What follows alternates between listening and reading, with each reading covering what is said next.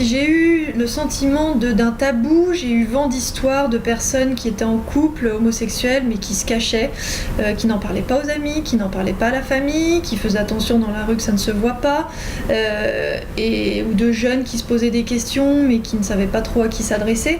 Je me suis dit que c'était pas normal que certaines personnes aient peur comme ça des autres alors qu'elles n'ont rien fait de mal.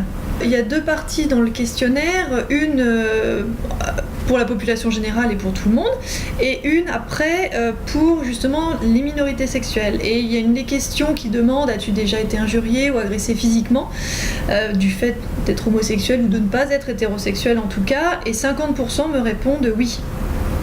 Il y a la peur de la réaction des autres, ça s'appelle l'homophobie intériorisée, c'est-à-dire c'est la peur de la réaction des autres. Donc c'est une angoisse de dire: mon Dieu, si les gens le savent, comment ils vont réagir? Donc plus l'environnement est hostile, plus cette homophobie intériorisée est intense, et plus du coup les personnes vont développer des troubles de santé aussi, troubles de santé physique, psychique, morale, des troubles de l'alimentation, du sommeil, des dépressions, des suicides. Les minorités sexuelles se suicident 4 fois plus que la moyenne de la population générale, donc ça a vraiment un impact sur la santé et qui dépend de l'environnement. Donc il faut travailler sur l'environnement en général pour que l'homosexualité soit plus acceptée, que les gens en parlent sans animosité, pour pouvoir aider ces jeunes et ces moins jeunes d'ailleurs, toutes les minorités sexuelles qui se sentent à part.